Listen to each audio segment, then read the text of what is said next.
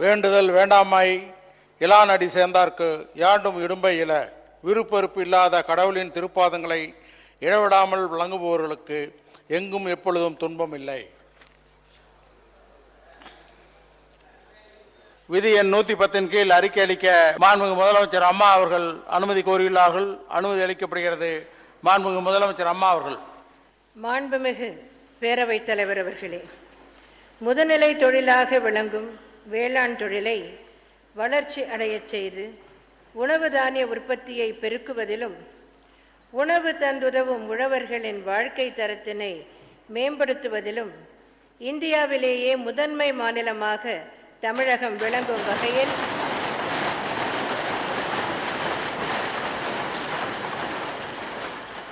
பல முனைப்பான நடவடிக்கைகளை கடந்த 4 ஆண்டுகளாக எனது தலைமையிலான அரசு எடுத்து வருகிறது. எனது தலைமையிலான அரசு வேளாண்மை துறையில் அறிமுகப்படுத்திய பல்வேறு நவீன அணுகுமுறைகளால் கடந்த ஆண்டு உணவு தானிய உற்பத்தி 127.95 லட்சம் மெட்ரிக் டன் என புதிய சாதனையை படைத்துள்ளது.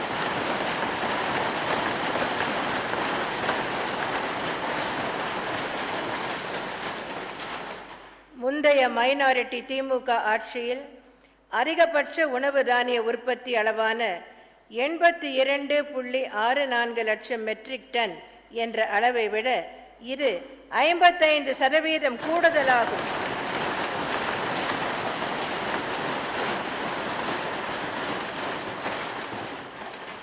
தமிழகம் வேளாண் உற்பத்தியில் தொடர்ந்து சாதனை புரிய ஏதுவாக நடப்பாண்டில் பின்வரும் அறிவிப்புகளை இந்த மாமன்றத்தில் வெளியிடுவதில் நான் மட்டற்ற மகிழ்ச்சி அடைகிறேன். 1.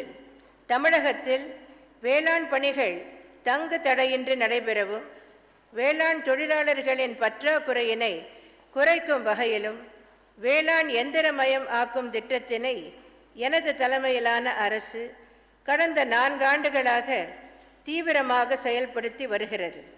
கடந்த 4 ஆண்டுகளில் 245 கோடி ரூபாய் மானியத்தில் 1.72 லட்சத்திற்கும் மேலான வேளாண் எந்திரங்கள் விவசாயிகளுக்கு விநியோகிக்கப்பட்டுள்ளன. நடப்பாண்டிலும் காலத்தே வேளாண் பணிகள் மேற்கொள்ள ஏதுவாக பண்ணை எந்திரங்கள் வாங்க மானியம் வழங்கப்படும். 761 நெல் நடவு எந்திரங்கள், 938 பவர் டில்லர்கள், 201 டிராக்டர்கள், 370 சுழற் கலப்பைகள், 1231 விசைக்களை எடுப்பான்கள், 335 பல்வகை பயிர் கதிரடிக்கும் எந்திரங்கள், பயறு வகைகள், மணிலா போன்ற பயிர்களில் சரியான பயிர் எண்ணிக்கையை பராமரிப்பதற்கு 612 விதைப்பு கருவிகள், 505 தட்டு வெட்டும் கருவிகள் சாஃப் கட்டர்ஸ், 55 சிறப்பின தானியங்கி எந்திரங்கள் ஸ்பெஷலைஸ்ட் செல்ஃப் ப்ரொபெல்ட் மிஷினரி, 101 தென்னை ஓலை துகளாக்கும் எந்திரங்கள் கோகனட் ஃப்ரான் சாப்பர்ஸ், 120 தெளிப்பான்கள், 15 நிலக்கடலை பறிக்கும் கருவிகள் கிரவுண்ட் நட் பாட் ஸ்ட்ரிப்பர்ஸ், 67 புதர் அகற்றும் கருவிகள் பிரஷ் கட்டர்ஸ், 372 மனித தோழமை கருவிகள் ஜெண்டர் ஃப்ரெண்ட்லி எக்விப்மெண்ட் மற்றும் இதர கருவிகள் வாங்க 80 கோடி ரூபாய் மானியம் வழங்கப்படும் என்பதை மகிழ்ச்சியுடன் தெரிவித்துக் கொள்கிறேன்.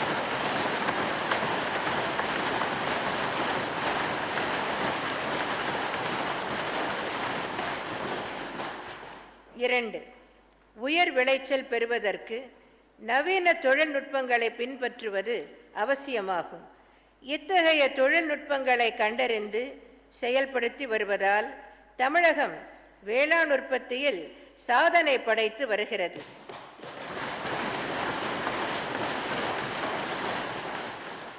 வேளாண் பயிர்களில் நவீன தொழில்நுட்பங்களை விவசாயிகள் செயல்படுத்துவதற்காக மாநிலம் முழுவதும் 3,25,000 ஏக்கரில் செயல் விளக்கங்கள் அமைக்கப்படும். இதற்காக 65 கோடியே 30 லட்சம் ரூபாய் செலவிடப்படும் என்பதை மகிழ்ச்சியுடன் தெரிவித்துக் கொள்கிறேன்.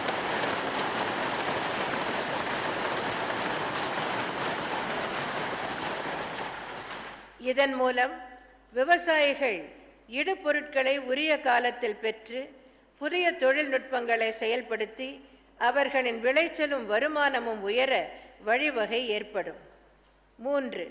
விவசாயிகளின் மகசூலை உயர்த்தி வருமானத்தை அதிகரிக்கும் தரமான விதைகளை அதிக அளவில் விவசாயிகளுக்கு வழங்குவதை கருத்தில் கொண்டு சென்ற ஆண்டு தமிழ்நாடு மாநில விதை மேம்பாட்டு முகமை உருவாக்கப்படும் என நான் சட்டப்பேரவையில் விதி 110 கீழ் அறிவித்திருந்தேன்.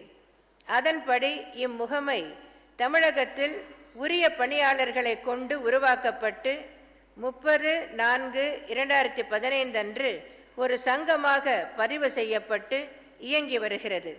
இம்முகமையின் மூலம் தேவையான தரமான விதைகளை உற்பத்தி செய்து காலத்தை விநியோகம் செய்வதற்காக ஒருங்கிணைந்த செயல் திட்டம் ஒன்று உருவாக்கப்பட்டு விதை கொள்முதல் செய்யப்பட்டு வருகிறது.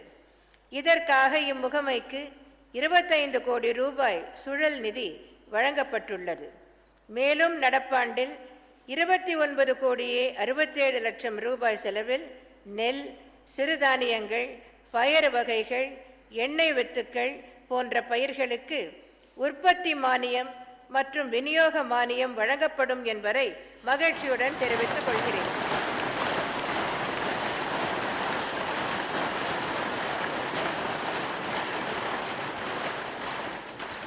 நான்கு, விவசாயிகளுக்கு தேவையான நெல், சிறுதானியங்கள், பயறு வகைகள் மற்றும் எண்ணெய் வித்து பயிர்களில் தரமான சான்று விதைகள் மற்றும் தரமான நடவு செடிகள் மாநிலத்தில் இயங்கும் 41 அரசு விதை பண்ணைகள் மற்றும் 56 அரசு தோட்டக்கலை பண்ணைகள் மூலம் உற்பத்தி செய்யப்பட்டு விவசாயிகளுக்கு நியாயமான விலையில் விநியோகிக்கப்பட்டு வருகின்றன. இப்பண்ணைகளில் நீராதாரங்களை பெருக்கி நவீன எந்திரங்களை அதிக அளவில் பயன்படுத்தி தேவையான அடிப்படை வசதிகளை உருவாக்கி தரமான விதை நடவு செடி உற்பத்தியினை மேலும் அதிகரிக்கவும் அந்தந்த பகுதிகளுக்கேற்ற தொழில்நுட்பங்களை விளக்கவும் இத்தகைய அரசு பண்ணைகள் படிப்படியாக மாதிரி பண்ணைகளாக தரம் உயர்த்தப்படும். இதற்காக 15 கோடி ரூபாய் நிதி ஒதுக்கீடு செய்யப்படும் என்பதை மகிழ்ச்சியுடன் தெரிவித்துக் கொள்கிறேன்.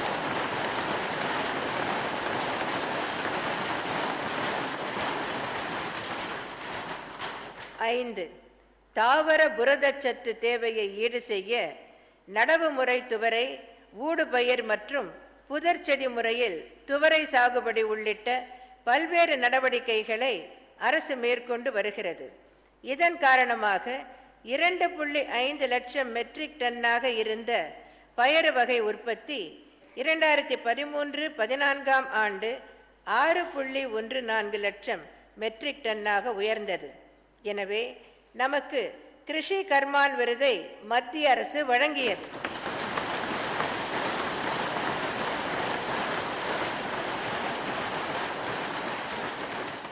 இரண்டாயிரத்தி 14-15 ஆண்டில் பயறு வகை உற்பத்தி 7.23 லட்சம் மெட்ரிக் டன் என கணக்கிடப்பட்டுள்ளது. இதனை மேலும் வலுப்படுத்தும் வகையில் நடப்பாண்டில் நடவு முறை துவரை, தரமான விதை உற்பத்தி, வரப்பு பயிர் மற்றும் DAP இலைவழி உரம் தெளிப்பு உள்ளிட்ட பல்வேறு நவீன உத்திகளால் பயறு வகை உற்பத்தியை பெருக்க நடவடிக்கை எடுக்கப்படும். இவை 10 கோடியே 57 லட்சம் ரூபாய் செலவில் செயல்படுத்தப்படும் என்பதை மகிழ்ச்சியுடன் தெரிவித்துக் கொள்கிறேன்.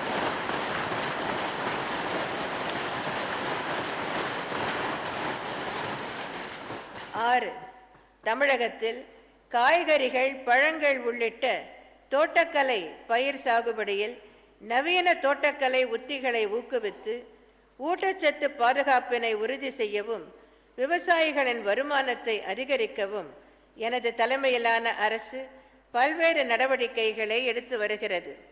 பசுமை குடில் அமைத்தல், நிழல் வலை குடில்கள் அமைத்தல் போன்ற பாதுகாக்கப்பட்ட சூழலில் பயிர் சாகுபடி முறைகளில் பாசன நீரினை சிக்கனமாக பயன்படுத்தி விளைச்சலை அதிகரிக்க முடியும் என்பதால் இத்தகைய நவீன பாதுகாக்கப்பட்ட சூழலில் தோட்டக்கலை பயிர் சாகுபடியினை மேற்கொள்ள 56,76,00,000 ரூபாய் நிதி ஒதுக்கீடு செய்யப்படும் என்பதை மகிழ்ச்சியுடன் தெரிவித்துக் கொள்கிறேன்.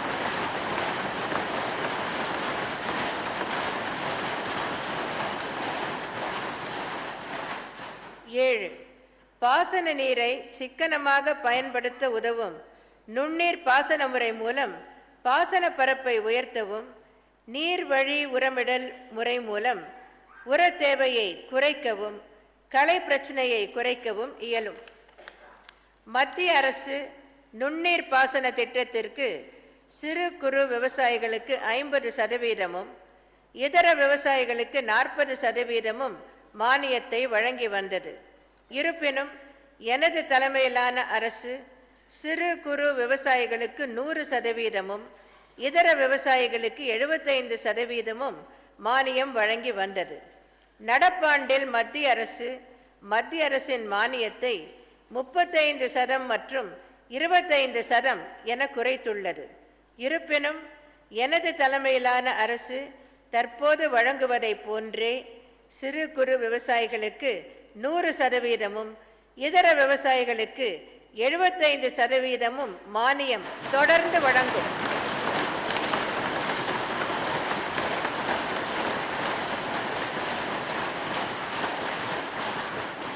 நடப்பாண்டில் 1.29 லட்சம் ஏக்கரில் நுண்ணீர் பாசன திட்டம் செயல்படுத்தப்படும்.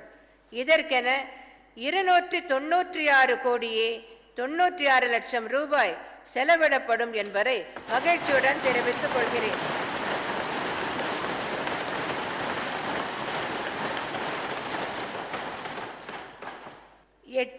இஸ்ரேல் உள்ளிட்ட மேலை நாடுகளில் உயரிய அறிவியல் தொழில்நுட்பங்களை பின்பற்றி பயிர் சாகுபடியில் அதிக மகசூல் பெற்று வருகிறார்கள். அதேபோன்று தமிழக விவசாயிகளும் பாசன நீரை சிக்கனமாக பயன்படுத்துவது, விளைபொருள் தரத்தினை உயர்த்துவது உள்ளிட்ட பல்வேறு தொழில்நுட்பங்களை நன்கு அறிந்து செயல்படுத்தி லாபமீட்ட வேண்டும் என்ற நோக்கத்தில் தமிழகத்தில் உள்ள 100 முன்னோடி விவசாயிகளுக்கு தோட்டக்கலை பயிர்களில் நன்கு முன்னேறியுள்ள வெளிநாடுகளுக்கு கல்வி சுற்றுலா ஏற்பாடு செய்யப்படும் என்பதை மகிழ்ச்சியுடன் தெரிவித்துக் கொள்கிறேன்.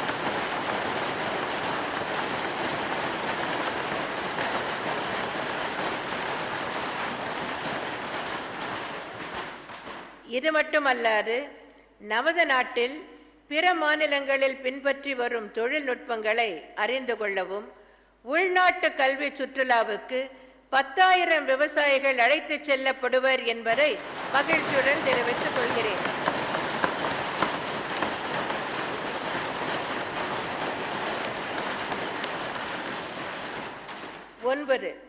நகர்ப்புற மக்களின் காய்கறி தேவை நாளுக்கு நாள் அதிகரித்து கொண்டே வருகிறது. காய்கறிகள் வெகு தூரத்திலிருந்து நகரங்களுக்கு நாள்தோறும் கொண்டு வரப்படுவதால் சாகுபடி மற்றும் காய்கறி வரத்துக்கேற்ப காய்கறிகளின் விலை மாறுபடுகிறது. நகர்ப்புற மக்கள் எதிர்கொள்ளும் இடர்பாடுகளை களையும் வகையில் எனது தலைமையிலான அரசு மாநகர மக்களுக்கு தேவையான சத்தான காய்கறிகளை அவர்களே உற்பத்தி செய்து கொள்ளும் வகையில் காய்கறி சாகுபடிக்கு தேவையான இடுபொருட்கள் அடங்கிய நீங்களே செய்து பாருங்கள் தலைகளை நகர்ப்புற மக்களுக்கு விநியோகிக்கும் திட்டத்தை சென்னை மற்றும் கோயம்புத்தூர் மாநகரங்களில் சென்ற ஆண்டு அறிமுகப்படுத்தி வெற்றிகரமாக செயல்படுத்தப்பட்டது. இத்திட்டத்திற்கு நகர்ப்புற மக்களிடம் அதிக வரவேற்பு உள்ளதால் நடப்பாண்டில் திருச்சி மற்றும் மதுரை மாநகர மக்களும் பயன்பெறும் வகையில் இத்திட்டம் விரிவுபடுத்தப்படும் என்பதை மகிழ்ச்சியுடன் தெரிவித்துக் கொள்கிறேன்.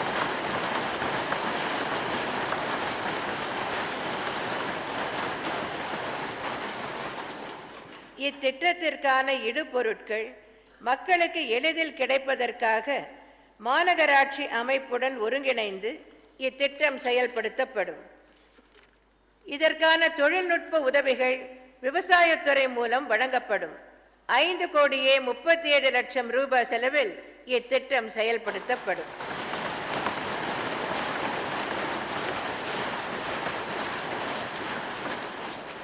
10. மண்ணின் வளமே மகசூலுக்கு ஆதாரம், நலமான வாழ்விற்கு நஞ்சற்ற உணவே ஆதாரம் என்பதை வலியுறுத்தும் இயற்கை பண்ணைய முறையினை விவசாயிகளிடம் பிரபலப்படுத்த எனது தலைமையிலான அரசு அதிக முக்கியத்துவம் வழங்கி வருகிறது. மண் வள மேம்பாட்டிற்காக நடப்பாண்டில் பசுந்தாள் உர உபயோகம் விவசாயிகளிடையே பெருமளவில் பிரபலப்படுத்தப்படும். மேலும் பாரம்பரிய இயற்கை வேளாண்மையை ஊக்குவிக்க மானிய விலையில் மண்புழு உரம், அங்கக முறையில் உற்பத்தி செய்யப்படும் விதைகள் கொள்முதல், திரவ உயிர் உரங்கள், பாஸ்பேட் செறிவூட்டப்பட்ட இயற்கை உரங்கள், உயிரி பூச்சிக்கொல்லிகள் உள்ளிட்ட இயற்கை இடுபொருட்கள் பயன்பாட்டை அதிகப்படுத்தி தொகுப்பு அணுகுமுறையில் அங்கக கிராமங்கள் அமைக்கப்படும். மேலும் இத்தகைய விவசாய நிலங்களுக்கு அங்கக சான்றளிப்பை வழங்குவதற்கும் எனது அரசு உரிய நடவடிக்கை மேற்கொள்ளும். இத்திட்டம் சுமார் 8 கோடி ரூபாய் செலவில் செயல்படுத்தப்படும்.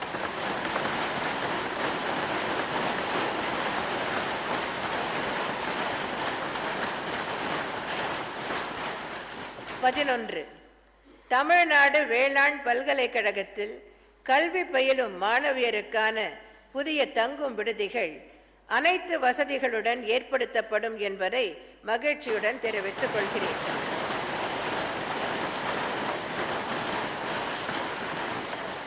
இதற்கென நடப்பாண்டில் 22 கோடியே 95 லட்சம் ரூபாய் நிதி ஒதுக்கப்படும்.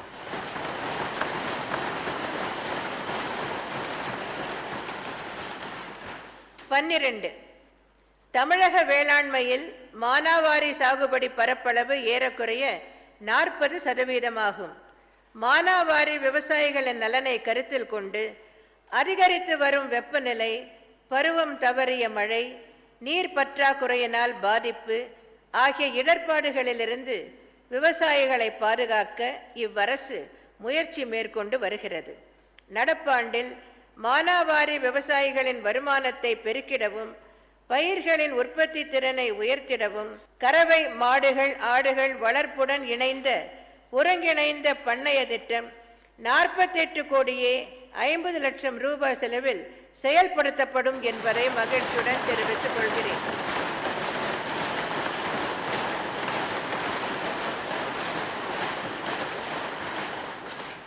இந்த அறிவிப்புகள் விவசாயிகள் இடுபொருட்களை உரிய காலத்தில் பெற்று புதிய தொழில்நுட்பங்களை செயல்படுத்தி அவர்களின் விளைச்சலும் வருமானமும் உயர வழிவகை செய்யும் என்பதை தெரிவித்துக் கொள்கிறேன்.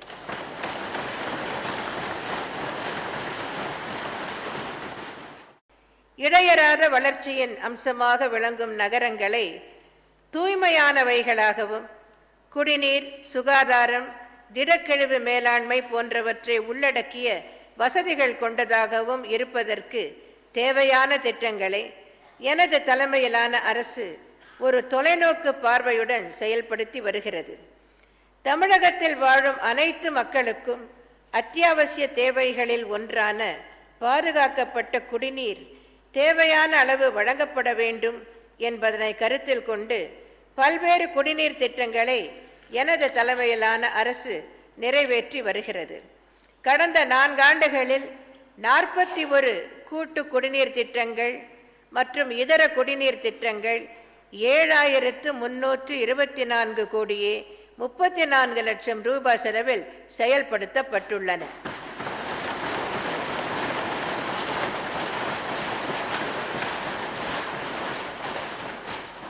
மேலும் 6602 கோடியே 78 லட்சம் ரூபாய் மதிப்பிலான 69 திட்டப்பணிகள் முன்னேற்றத்தில் உள்ளன.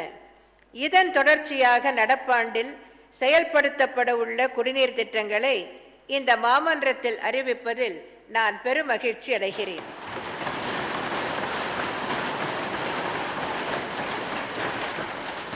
ஒன்று, கடலூர் மற்றும் நாகப்பட்டினம் மாவட்டம் பரங்கிப்பேட்டை, குமராட்சி மற்றும் கொள்ளிடம் ஊராட்சி ஒன்றியங்களை சார்ந்த 17 குடிநீர் தரம் பாதிக்கப்பட்ட குடியிருப்புகள் மற்றும் 70 வழியோர ஊரக குடியிருப்புகளுக்கு 24 கோடியே 18 லட்சம் ரூபாய் மதிப்பீட்டில் மக்கள் பயன்பெறும் வகையில் ஒரு கூட்டு குடிநீர் திட்டம்,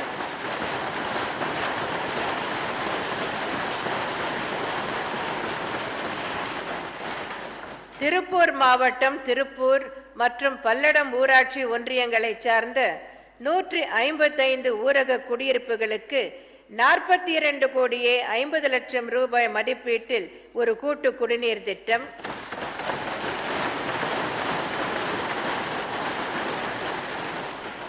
ஈரோடு மாவட்டம் பெருந்துறை, கேசிப்பாளையம், பள்ளப்பாளையம், காஞ்சிகோயில், நள்ளம்பட்டி, பெத்தம்பாளையம், குன்னத்தூர், ஊத்துக்குளி பேரூராட்சிகள் மற்றும் சென்னிமலை, பெருந்துறை, ஊத்துக்குளி ஊராட்சி ஒன்றியங்களை சார்ந்த 492 ஊரக குடியிருப்புகளுக்கு 123 கோடியே 76 லட்சம் ரூபாய் மதிப்பீட்டில் ஒரு கூட்டு குடிநீர் திட்டம்,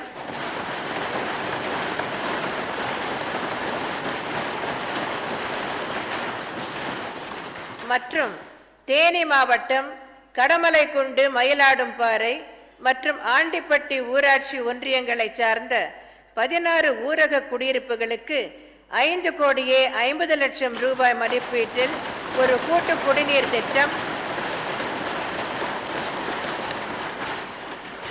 என மொத்தம் 195 கோடியே 94 லட்சம் ரூபாய் மதிப்பீட்டில் 4 கூட்டு குடிநீர் திட்டங்கள் செயல்படுத்தப்படும் என்பதை பெரும் மகிழ்ச்சியுடன் தெரிவித்துக் கொள்கிறேன். இந்த கூட்டு குடிநீர் திட்டங்களினால் 4,09,000 மக்கள் பயன்பெறுவர். 2. சென்னை மாநகர மக்களின் குடிநீர் தேவையை நிறைவு செய்வதற்கு மழைநீர் சேகரிப்பு இயக்கம், புதிய வீராணம் திட்டம், கடல் நீரை குடிநீராக்கும் நிலையங்கள் போன்ற வரலாற்று சிறப்புமிக்க நடவடிக்கைகளை பல்வேறு காலகட்டங்களில் எனது தலைமையிலான அரசு எடுத்துள்ளது.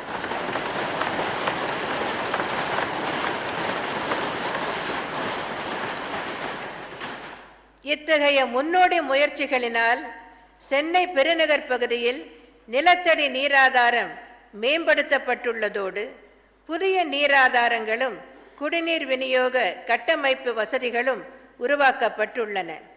இவற்றின் விளைவாக கடந்த சில வருடங்களாக இயற்கை ஒத்துழைக்காத நிலையிலும் சென்னை மாநகர மக்களுக்கு போதுமான அளவு குடிநீர் வழங்க முடிகிறது.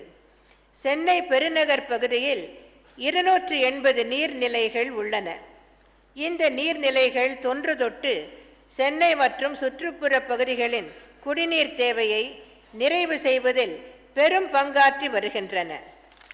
வளர்ந்து வரும் நகரமயமாக்கல் உள்ளிட்ட பல்வேறு காரணங்களால் காலப்போக்கில் இந்நீர்நிலைகள் பாதிப்புகளுக்கு உள்ளாகி உள்ளன. சென்னை மாநகரின் எதிர்கால குடிநீர் தேவையை நிறைவு செய்வதற்கான நீராதாரங்களை உறுதி செய்யும் வகையில் இந்நீர்நிலைகளை பாதுகாத்து அவற்றின் சுற்றுப்புறங்களை மேம்படுத்துவதற்கான உடனடி தேவை ஏற்பட்டுள்ளது. எனவே குடிநீர் தேவைக்கென பருவமழையை பெருமளவில் சார்ந்திருத்தல், பெருகி வரும் மக்கள் தொகை, வளர்ந்து வரும் நகரமயமாக்கல், குறைந்த எண்ணிக்கையிலான மேற்பரப்பு நீர்நிலைகள் ஆகிய சவால்களை எதிர்கொள்ளவும் சென்னை மாநகரின் வருங்கால குடிநீர் தேவை நிறைவு செய்யப்படுவதை உறுதி செய்வதற்காகவும் நீராதாரங்களை பாதுகாத்து சீரமைப்பதற்காக நீடித்த குடிநீர் ஆதார பாதுகாப்பு இயக்கம் தொடங்கப்படும் என்பதை மட்டற்ற மகிழ்ச்சியுடன் தெரிவித்துக் கொள்கிறேன்.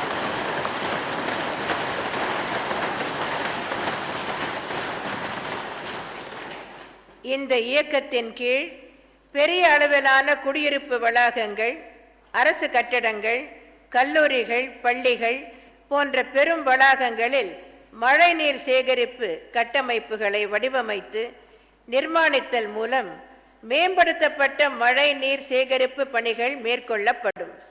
சென்னை மாநகரில் 15 பெரும் வளாகங்கள் தேர்வு செய்யப்பட்டு அந்த வளாகங்களில் மாதிரி பணிகள், பைலட் ப்ராஜெக்ட்ஸ் மேற்கொள்ளப்படும். மழை நீர் வடிகால்களில் பெறப்படும் மழை நீர் சேகரிக்கப்பட்டு நீரூற்று கிணறுகள் மூலம் நிலத்தடி நீராதாரத்தை மேம்படுத்த பயன்படுத்தப்படும். இதற்கான மாதிரி பணிகள் தெரிவு செய்யப்படும் 2 இடங்களில் செயல்படுத்தப்படும். மேலும் நீர்நிலைகளின் எல்லைகளை வரையறை செய்தல், அவற்றை மாசுபடுத்தும் ஆதாரங்களை கண்டறிதல், கழிவுநீர் குப்பைகள் சேருவதை தடுத்தல், கரைகளை மேம்படுத்துதல், வேலி அமைத்தல், நீரூற்று கிணறுகள், நீர் சேகரிப்பு கட்டமைப்புகள் அமைத்தல், மழைநீர் வடிகால்களை நீர்நிலைகளுடன் இணைத்தல் போன்ற பணிகளின் மூலம் நீராதாரங்களை சீரமைத்து நீர் சேமித்தல் மேம்படுத்தப்படும். இதற்கான மாதிரி பணிகள் சென்னை பெருநகர் பகுதியில் அமைந்துள்ள தெரிவு செய்யப்படும் 15 ஏரிகளில் மேற்கொள்ளப்படும். இது மட்டுமல்லாமல் மறுசுழற்சி மூலம் சுத்திகரிக்கப்பட்ட பயன்படுத்தப்பட்ட நீரை கொண்டு நீர்நிலைகளின் நீராதாரங்களை மேம்படுத்தும் பணிகளும் மேற்கொள்ளப்படும். இந்த இயக்கத்தின் மேற்குறிப்பிடப்பட்ட மாதிரி பணிகள் பைலட் ப்ராஜெக்ட்ஸ் மொத்தம் 5 கோடி ரூபாய் மதிப்பீட்டில் செயல்படுத்தப்படும்.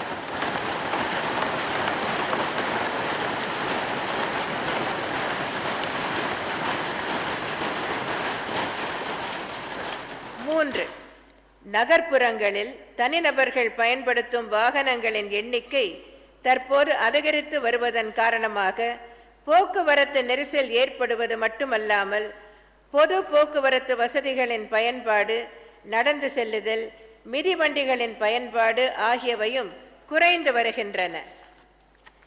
நடந்து செல்லுதல் மற்றும் மிதிவண்டிகள் மிகவும் அடிப்படையான போக்குவரத்தாகும். இவை மிக குறைந்த பொருட்செலவிலானவை மட்டுமல்லாமல் குறைந்த தூரங்களை பொறுத்தளவில் மிகச் சிறந்த போக்குவரத்து வசதிகளாகும். தனிநபர் வாகனங்களை ஒப்பிடும்போது நடந்து செல்லுதல் மற்றும் மிதிவண்டிகள் ஆகியன சாலைகளில் அரிதாகி வரும் இடவசதியை சிறப்பாக பயன்படுத்த உதவுகின்றன. மிதிவண்டிகள் மற்றும் பாதசாரிகளின் பயன்பாடு தனிநபர் வாகனங்கள் பயன்படுத்தும் சாலை இடவசதியில் முறையே 1/3 பங்கும் 1/6 பங்கும் ஆகும். இந்த அடிப்படை போக்குவரத்து வசதிகள் இயற்கையோடு இயைந்தவை ஆகும். மேலும் எரிபொருள் சேமிப்பு, காற்று, ஒலி மாசு கட்டுப்பாடு, மேம்பட்ட சுற்றுச்சூழல், மக்கள் நல்வாழ்வு மேம்பாடு போன்ற அளவிட முடியாத நீண்ட கால பயன்களை ஏற்படுத்தவும் இவை உதவிடும். எனவே நடந்து செல்லுதல் மற்றும் மிதிவண்டிகள் போன்ற மோட்டார் அல்லாத வாகன போக்குவரத்தை ஊக்குவிப்பதற்கான முயற்சிகளை முதற்கட்டமாக திருச்சிராப்பள்ளி, கோயம்புத்தூர் மற்றும் திருப்பூர் மாநகராட்சி பகுதிகளில் எனது தலைமையிலான அரசு மேற்கொள்ளும் என அறிவிப்பதில் மிகுந்த மகிழ்ச்சி அடைகிறேன்.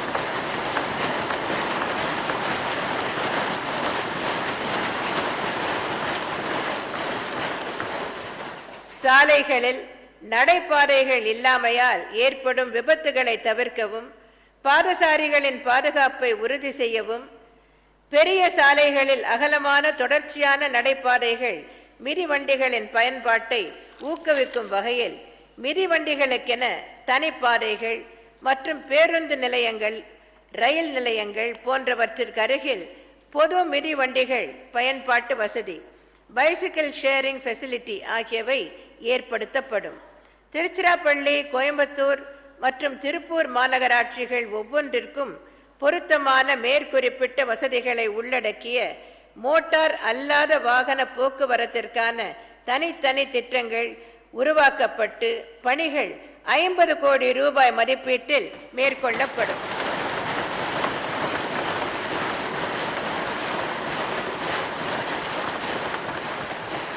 4.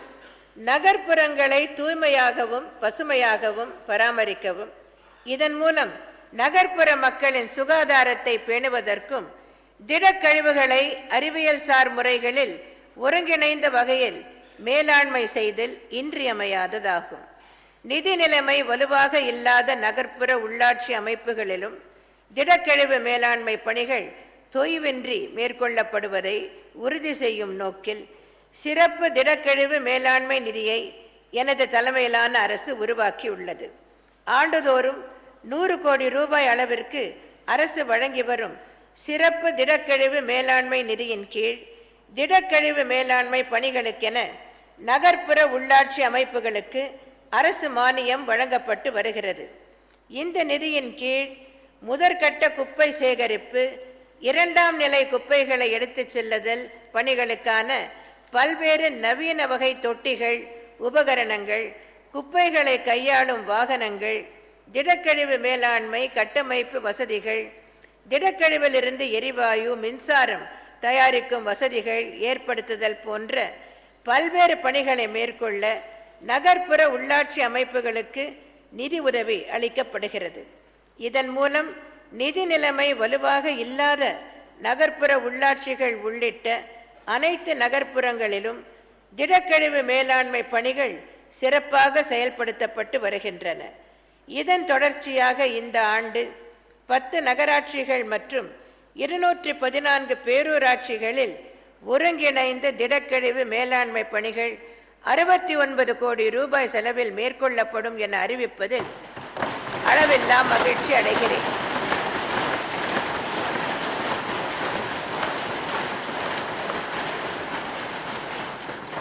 ஐந்து, இந்தியாவின் பெருநகரங்களில் ஒன்றான சென்னை மாநகரம் மோட்டார் வாகனம், தகவல் தொழில்நுட்பம், கணினி தயாரிப்பு உள்ளிட்ட பல்வேறு தொழில்களின் வளர்ச்சி காரணமாக நாட்டின் சிறந்த தொழில் மையமாக உருவாகி உள்ளது. தொழில் வளர்ச்சியின் விளைவாக ஏற்பட்டுள்ள சரக்கு போக்குவரத்து மற்றும் மக்கள் தொகை பெருக்கம் சென்னை மாநகரின் வாகன போக்குவரத்தின் வளர்ச்சிக்கு வித்திட்டுள்ளன. கடந்த 10 ஆண்டுகளில் சென்னை மாநகரின் வாகன எண்ணிக்கை பன்மடங்கு அதிகரித்துள்ளது.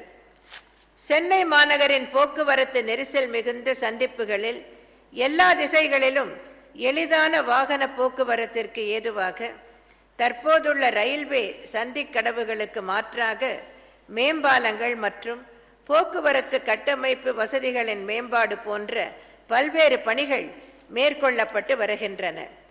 போக்குவரத்து நெரிசல் மிகுந்த எண்ணூர் நெடுஞ்சாலை மற்றும் மணலி சாலையில் கொருக்குப்பேட்டை மற்றும் வியாசர்பாடி பகுதிகளுக்கிடையே ரயில்வே சந்திக்கடவுகள் முறையே 2A மற்றும் 2B ஆகியவை அமைந்துள்ளன.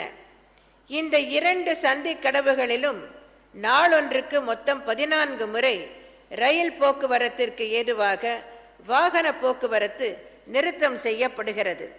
இதனால் நிறுத்தப்படும் வேகமாக செல்லக்கூடிய வாகனங்களின் எண்ணிக்கை நாளொன்றுக்கு சுமார் 42,000 என கணக்கிடப்பட்டுள்ளது.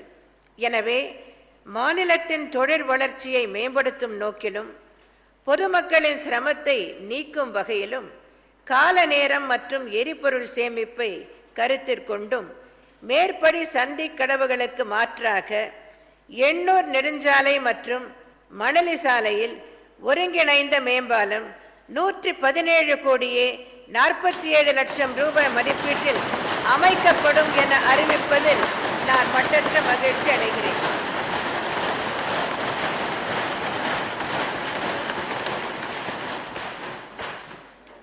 எண்ணூர் நெடுஞ்சாலையில் இந்திய எண்ணெய் நிறுவன கிடங்கின் வாயில் முதல் வைத்தியநாதன் மேம்பால சந்திப்பிற்கு முன்னர் வரை மேம்பாலம் அமையும். இதேபோன்று மணலி சாலையில் இந்திய எண்ணெய் நிறுவன கிடங்கு சந்திப்பின் மேம்பாலத்தில் தொடங்கி தற்போதுள்ள தரைப்பாலத்திற்கு முன்னர் முடியும் வகையில் மேம்பாலம் அமைக்கப்படும். இந்திய எண்ணெய் நிறுவன கிடங்கு சந்திப்பிற்கு மேலாக டி வடிவில் அமைய உள்ள இந்த ஒருங்கிணைந்த மேம்பாலத்தில் LED விளக்குகள் பொருத்தப்படும். மேலும் இந்திய எண்ணெய் நிறுவன கிடங்கு சந்திப்பு மற்றும் வைத்தியநாதன் மேம்பால சந்திப்புகள் அகலப்படுத்தப்பட்டு நடைபாதைகள், மழைநீர் வடிகால்கள், சாலை குறியீடுகள், உயர் கோபுர மின் விளக்குகள் போன்ற வசதிகள் அமைக்கப்பட்டு இப்பகுதிகள் மேம்படுத்தப்படும். இந்த ஒருங்கிணைந்த மேம்பாலம் எண்ணூர் நெடுஞ்சாலை மற்றும் மணலி சாலையில் போக்குவரத்தை சீராக்க பெருமளவில் பயன்படும். 6. சென்னை மாநகரத்தின் அருகில் அமைந்திருந்த 42 உள்ளாட்சி அமைப்புகள் சென்னை மாநகரத்துடன் இணைக்கப்பட்டதன் விளைவாக சென்னை மாநகரின் பரப்பளவு 174 சதுர கிலோமீட்டரிலிருந்து 426 சதுர கிலோமீட்டராக அதிகரித்துள்ளது. 2011ஆம் ஆண்டு மக்கள் தொகை கணக்கெடுப்பின்படி விரிவாக்கப்பட்ட சென்னை மாநகராட்சியின் மக்கள் தொகை 67.27 லட்சமாகும். சென்னை மாநகரத்துடன் இணைக்கப்பட்டுள்ள பகுதிகளுக்கான குடிநீர் மற்றும் கழிவுநீர் அகற்றும் வசதிகள் சென்னை மாநகரின் வசதிகளுக்கு இணையாக மேம்படுத்தப்பட வேண்டும் என்ற எனது தலைமையிலான அரசின் தொலைநோக்கின் அடிப்படையில் விரிவாக்கப்பட்ட பகுதிகளில் பல்வேறு திட்டங்கள் செயல்படுத்தப்பட்டு வருகின்றன. சென்னை மாநகரத்துடன் இணைக்கப்பட்டுள்ள 42 பகுதிகளில் 36 பகுதிகளுக்கு குடிநீர் திட்டப் பணிகள் மேற்கொள்ளப்பட்டு 8 பகுதிகளுக்கான பணிகள் நிறைவேற்றப்பட்டுள்ளன. 20 பகுதிகளுக்கு கழிவுநீர் அகற்றும் வசதி திட்டப் பணிகள் மேற்கொள்ளப்பட்டு 4 பகுதிகளுக்கான பணிகள் நிறைவேற்றப்பட்டுள்ளன. எஞ்சியுள்ள பணிகள் பல்வேறு நிலைகளில் முன்னேற்றத்தில் உள்ளன. மற்ற பகுதிகளுக்கான குடிநீர் மற்றும் கழிவுநீர் அகற்றும் திட்டங்களை மேற்கொள்ள தகுந்த நடவடிக்கைகள் மேற்கொள்ளப்பட்டு வருகின்றன. இந்த நடவடிக்கைகளின் ஒரு பகுதியாக சென்னை மாநகரத்துடன் தெற்கு பகுதியில் இணைக்கப்பட்டுள்ள 11 பகுதிகளான பள்ளிக்கரணை, சோழிங்கநல்லூர், காரப்பாக்கம், ஜல்லடாம்பேட்டை, ஈஞ்சம்பாக்கம், ஒக்கியம், துரைப்பாக்கம், பாலவாக்கம், நீலாங்கரை, செம்மஞ்சேரி, உத்தண்டி மற்றும் கொட்டிவாக்கம் ஆகியவற்றில் உற்பத்தியாகும் கழிவு நீரை சுத்திகரிப்பு செய்வதற்கு சோழிங்கநல்லூரில் கூடுதலாக நாளொன்றுக்கு 54 மில்லியன் லிட்டர் சுத்திகரிப்பு திறன் கொண்ட மின் உற்பத்தி செய்யும் அமைப்புகளுடன் கூடிய புதிய கழிவு நீர் சுத்திகரிக்கும் நிலையம் 65,97 லட்சம் ரூபாய் மதிப்பீட்டில் அமைக்கப்படும் என்பதை பெரும் மகிழ்ச்சியுடன் தெரிவித்துக் கொள்கிறேன்.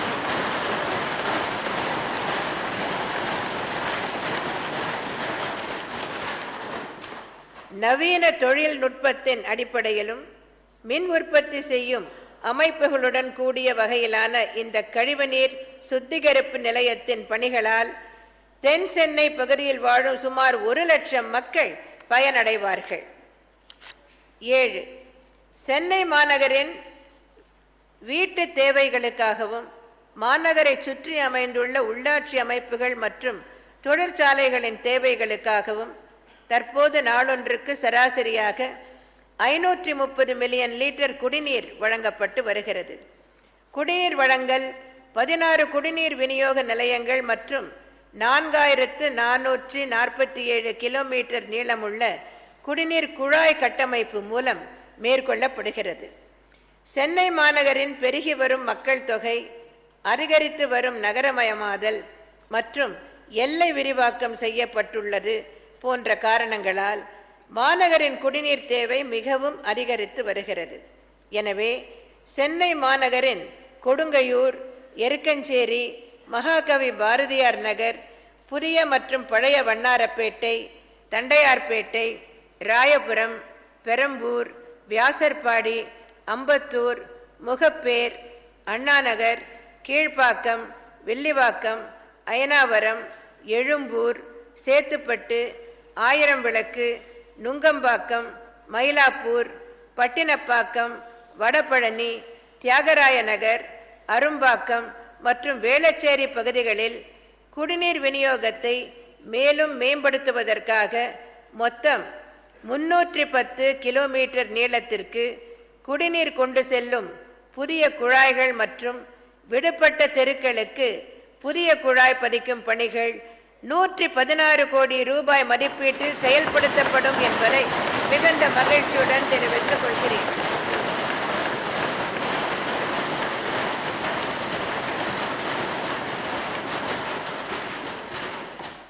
எட்டு, சென்னை மாநகராட்சிக்கு உட்பட்ட தண்டையார்பேட்டை மண்டலத்தில் 15 வார்டுகள் உள்ளன.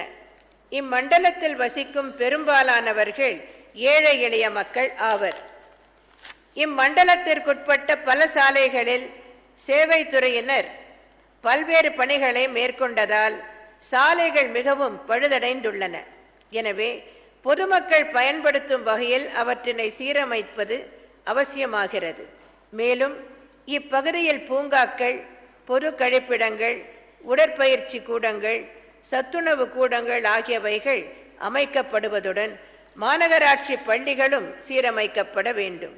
எனவே சென்னை மாநகராட்சி தண்டையார்பேட்டை மண்டலத்தில் மேற்கூறிய அடிப்படை வசதிகள் மேம்படுத்தும் பணிகள் மேற்கொள்ளப்படும் என்பதை மகிழ்ச்சியுடன் தெரிவித்துக் கொள்கிறேன்.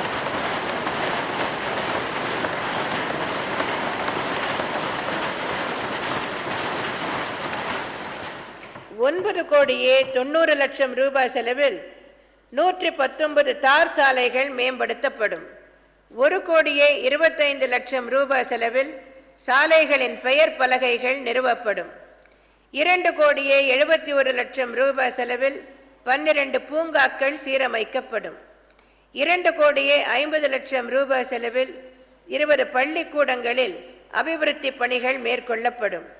₹1,60,00,000 செலவில் 31 பொது கழிப்பிடங்கள் நவீனப்படுத்தப்படும். ₹1,60,00,000 செலவில் உடற்பயிற்சி கூடங்களில் அபிவிருத்தி பணிகள் மேற்கொள்ளப்படும். ₹1,80,00,000 செலவில் 18 சத்துணவு மையங்களில் அபிவிருத்தி பணிகள் செயல்படுத்தப்படும். ₹1,00,00,000 செலவில் மயான பூமி மற்றும் இடுகாடு புனரமைக்கப்படும். மேலும் சலவை கூட கட்டடங்களில் அபிவிருத்தி பணிகள் ₹75 லட்சம் மதிப்பீட்டிலும், சுகாதார மையங்கள் அபிவிருத்தி பணிகள் ₹1,89,00,000 மதிப்பீட்டிலும் செயல்படுத்தப்படும். 6000 எண்ணிக்கையிலான LED மின் விளக்குகள் ₹15 கோடி செலவில் பொருத்தப்படும்.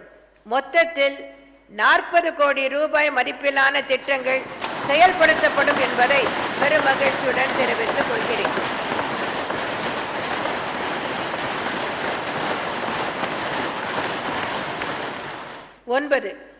சென்னை மாநகராட்சி பகுதியில் 1260 பேருந்து நிறுத்தங்கள் உள்ளன. கடந்த 4 ஆண்டுகளில் 750 பேருந்து நிறுத்தங்களில் நவீன பேருந்து நிழற்குடைகள் அமைக்கப்பட்டுள்ளன. இந்நிதியாண்டில் எஞ்சியுள்ள 510 பேருந்து நிறுத்தங்களில் ₹51 கோடி மதிப்பீட்டில் நவீன பேருந்து நிழற்குடைகள் அமைக்கப்படும் என்பதை மகிழ்ச்சியுடன் தெரிவித்துக் கொள்கிறேன்.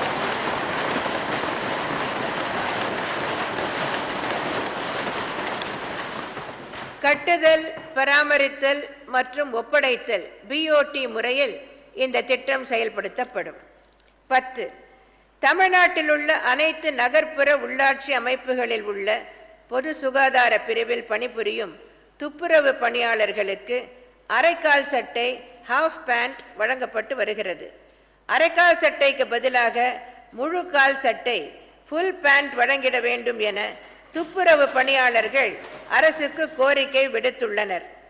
துப்புரவு பணியாளர்களின் நீண்ட நாள் கோரிக்கையினை நிறைவேற்றும் வகையில் இந்த ஆண்டு முதல் நகர்ப்புற உள்ளாட்சி அமைப்புகளில் பணிபுரியும் துப்புரவு பணியாளர்களுக்கு அரைக்கால் சட்டைக்கு பதிலாக முழுக்கால் சட்டை வழங்கப்படும் என்பதை மகிழ்ச்சியுடன் தெரிவித்துக் கொள்கிறேன்.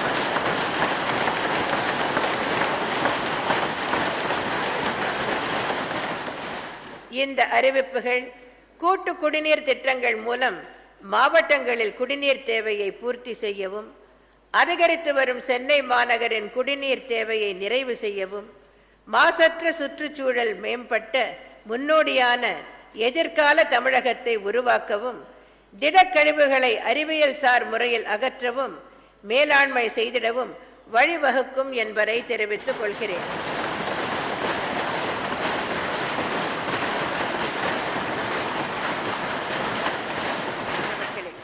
மகளிருக்கு சமூக பொருளாதார அதிகாரம் வழங்கிடவும், அதன் மூலம் வறுமை ஒழிக்கும் நோக்கத்துடனும் சுய உதவி குழுக்களை எனது தலைமையிலான அரசு 1991ஆம் ஆண்டு உருவாக்கியது.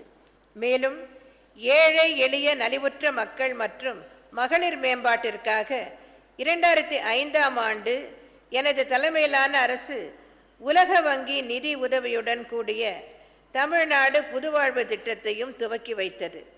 அதன் பயனாக மகளிர் சுய உதவி குழுக்கள் தமிழ்நாட்டில் மாபெரும் சக்தியாய் உருவெடுத்து இன்று 6.08 லட்சம் மகளிர் சுய உதவி குழுக்கள், 92 லட்சம் உறுப்பினர்களை கொண்டு செயல்பட்டு வருகின்றன.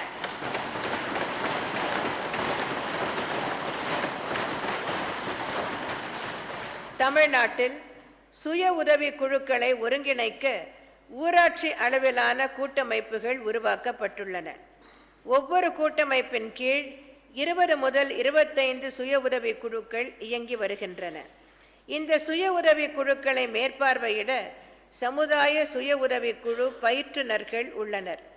சுய உதவி குழுவில் ஊக்குனராக செயல்பட்ட அனுபவமிக்க உறுப்பினர்களே சமுதாய சுய உதவி குழு பயிற்றுனர்களாக தேர்வு செய்யப்படுகின்றனர். இவர்கள் புதிய சுய உதவி குழுக்களை அமைப்பதற்கும் பயிற்றுவிப்பதற்கும் துணை புரிந்து வருகின்றனர். மகளிர் சுய உதவி குழுக்கள் தாங்கள் நடத்தும் கூட்டங்கள், சந்தா தொகை செலுத்துதல், சேமிப்பு, அவர்களுக்குள் கொடுத்து கொள்ளும் உட்கடன் விவரம், கடனை மீளச் செலுத்துதல் போன்ற நடைமுறைகளுக்கு பல்வேறு பதிவேடுகளை பராமரிக்க வேண்டியுள்ளது. விவரங்களை பதிவேடுகளில் பதிவு செய்யவும் அவர்களின் செயல்பாடுகளை மேற்பார்வையிடவும் தமிழ் மொழியில் சிறப்பு மென்பொருள் ஒன்று உருவாக்கி கணினிமயமாக்கப்பட்ட கைபேசிகள் வழங்கப்படும். அம்மா கைபேசி திட்டம் என்ற புதிய திட்டம் துவக்கப்படும்.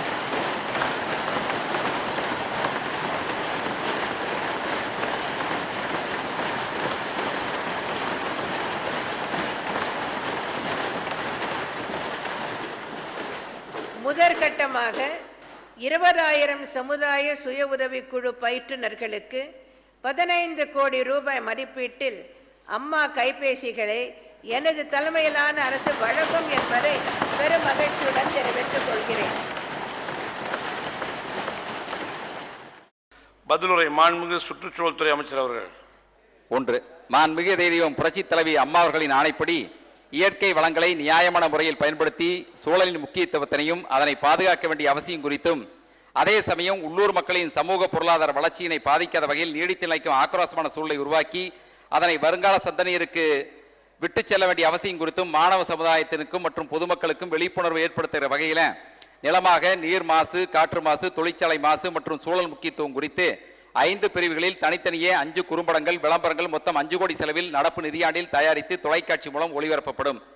அறிவிப்பு 2.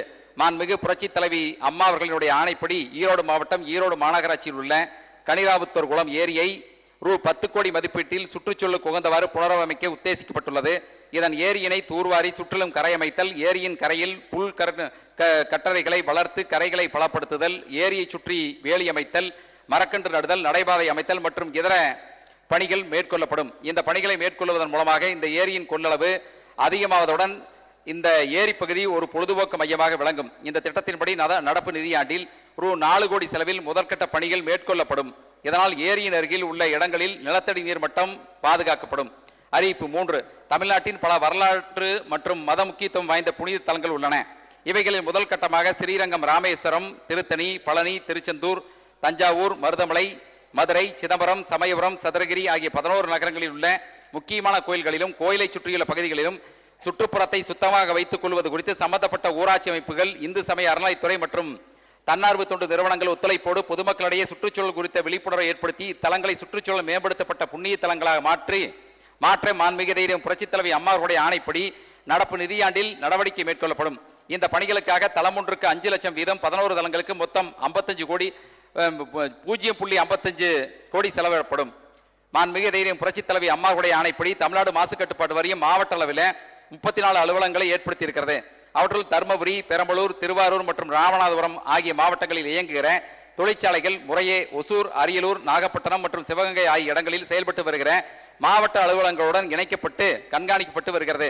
மேற்கூறிய 4 மாவட்ட அலுவலகங்களும் 2 மாவட்டத்திற்குட்பட்ட எல்லைகளில் உள்ள தொழிற்சாலைகளை கண்காணிக்க சிரமம் ஏற்படுவதாலும் பொதுமக்களிடையே சுற்றுச்சூழல் மாசு நல்ல விழிப்புணர்வின் காரணமாக அதிக புகார்கள் பெறப்படுவதாலும் மாவட்ட ஆட்சித்தலைவர் அளவில் நடைபெறும் கூட்டங்கள் மற்றும் சட்டமன்ற குழுக்களின் ஆய்வுகள், நீதிமன்ற வழக்குகள், இசைவாணை அளிப்பதற்கான பணிகள் மற்றும் தொழிற்சாலைகள் கண்காணிப்பு போன்ற பணிகள் அதிக வேலை பளுவினை ஏற்படுத்தி இருக்கிறது. மாண்புமிகு புரட்சித் தலைவி அம்மாவுடைய ஆணைப்படி 1.50 கோடி செலவில் தருமபுரி மற்றும் ராமநாதபுரம் ஆகிய மாவட்டங்களிலே சுற்றுச்சூழல் பொறியாளர் தலைமையில் புதிய மாவட்ட அலுவலகங்களை ஏற்படுத்துவதோடு இந்த அலுவலகங்கள் ஒவ்வொன்றிற்கும் தேவையான சுற்றுச்சூழல் பொறியாளர், உதவி சுற்றுச்சூழல் பொறியாளர், 2 உதவி பொறியாளர், உதவி மேலாளர், உதவியாளர், அலுவலக உதவியாளர், ஓட்டுநர் 16 பணியிடங்கள் மற்றும் அலுவலகத்துக்கு தேவையான உபகரணங்களுடன் ஏற்படுத்தப்படும். அறிவிப்பு 5. மாண்புமிகு புரட்சித் தலைவி அம்மாவுடைய ஆணைக்கிணங்க தொழிற்சாலைகளால் ஏற்படும் மாசினை கண்காணிப்பது மற்றும் கட்டுப்படுத்துவது தமிழ்நாடு மாசு கட்டுப்பாட்டு வாரியத்தின் முக்கிய பணியாகும். தொழிற்சாலைகள் ஏற்படுத்தும் சுற்றுச்சூழல் மாசு குறித்த புகார்களை தற்போது பொதுமக்கள் எழுத்துப்பூர்வமாக கடிதம் மூலம் மாவட்ட சுற்றுச்சூழல் பொறியாளர்கள் அல்லது வாரியத்தின் தலைமை அலுவலகத்திற்கு அனுப்பி வருகின்றனர். புகார்கள் பெறப்பட்டவுடன் கள அலுவலர்கள் புகார்களை ஆய்வு செய்து உரிய மேல் நடவடிக்கை எடுத்து வருகிறார்கள். இந்த பணி முடிவடைய 2 வார காலம் ஆகிறது. இந்த கால அவகாசத்தை குறைக்கிற வகையிலும் பொது மக்கள் சுற்றுச்சூழல் குறித்த புகார்களை இணையம் மூலம் உடனுக்குடன் மாவட்ட பொறியாளருக்கு அனுப்ப ஏதுவாக மாண்புமிகு புரட்சித் தலைவி அம்மாவுடைய ஆணைப்படி நடப்பு நிதியாண்டில் ஒரு புதிய மென்பொருளை 0.25 கோடி செலவில் உருவாக்கி நடைமுறைப்படுத்தப்படும். இந்த மென்பொருளை பயன்படுத்துவதன் மூலமாக தலைமை அலுவலகத்திலிருந்து மாவட்ட வாரியாக பெறப்படும் புகார் குறித்த விவரங்கள், நிலுவையில் உள்ள புகார்களின் விவரங்கள், நடவடிக்கை எடுக்க வேண்டிய அதிகாரிகளுடைய விவரங்கள் போன்றவை கண்காணிக்கப்படும். இதன் மூலம் தமிழ்நாடு மாசு கட்டுப்பாட்டு வாரியத்தினுடைய செயல்திறன் மேம்படும். அறிவிப்பு 6. தமிழ்நாடு மாசு கட்டுப்பாட்டு வாரியம் ஜனவரி 2015 ஆண்டு முதல் இணையம் மூலம் இசைவானை வழங்கும் பணியை மேற்கொண்டு வருகிறது. தற்பொழுது தீங்கு விளைவிக்கும் விளைவுகள், மேலாண்மை, கையாளுதல் மற்றும் எல்லையினை கடந்து கொண்டு செல்லுதல் விதிகள், மருத்துவ கழிவுகள், மேலாண்மை மற்றும் கையாளுதல் விதிகள் மற்றும் நகர திட கழிவுகள் விதிகளின் கீழ் தொழிற்சாலைகளுக்கான அங்கீகாரங்கள் கோப்புகள் மூலம் பரிசீலிக்கப்பட்டு வருகிறது. இதனை துரிதப்படுத்துகிற வகையில் மாண்புமிகு புரட்சித் தலைவி அம்மாவுடைய ஆணைப்படி ஒரு மென்பொருள் நடப்பு நிதியாண்டில் 0.30 கோடி செலவிலே அறிமுகப்படுத்தப்படும். இதன் காரணமாக தொழிற்சாலைகள் மற்றும் உள்ளாட்சி அமைப்புகள் அனைத்தும் சுற்றுச்சூழல் சட்டங்களின் கீழே பெற வேண்டிய அனைத்து அங்கீகாரங்களையும் இணையம் மூலமாக பெறுவர். இதன் காரணமாக விண்ணப்பங்களை பரிசீலிக்க எடுத்துக்கொள்ளுதல் கால அவகாசம் குறைக்கப்படும். மேலும் தமிழகம் முழுவதும் பெறப்பட்டுள்ள விண்ணப்பங்களின் நிலையினை வாரிய உயர் அதிகாரிகள் எந்நேரமும் அறிந்து கொள்ளவும் இந்த மென்பொருள் உதவியாக இருக்கும். இதன் காரணமாக இந்தியாவிலேயே இசைவானைகள் மற்றும் அங்கீகாரத்தினை விரைவாக வழங்கும் முன்னோடி வாரியமாக தமிழ்நாடு மாசு கட்டுப்பாட்டு வாரியம் விளங்கும். அறிவிப்பு 7. மாண்புமிகு புரட்சித் தலைவி அம்மாவுடைய ஆணைப்படி வேலூர், திருச்சி மற்றும் திருநெல்வேலியிலே இயங்கி வருகிற மாவட்ட சுற்றுச்சூழல் ஆய்வகங்கள் அந்த நகரங்களினுடைய வழியாக செல்லுகிற பாலாறு, காவிரி, தாமிரபரணி ஆகிய நதிகளை கண்காணிக்க போட்டு மாண்புமிகு முதல்வர் இதயம் புரட்சித் தலைவி அம்மாவுடைய ஆணைப்படி ரூ.1.50 கோடி செலவில் மேம்படுத்தப்பட்ட சுற்றுச்சூழல் ஆய்வகங்களாக தரம் உயர்த்தப்படும். மேற்படி ஆய்வகங்கள் அபாயகர தன்மை மற்றும் நுண்ணுயிர் போன்ற காரணிகளை உள்ளடக்கிய காற்று மற்றும் நீர் மாதிரி சோதனைகளை மேற்கொள்ள வேண்டியுள்ளது.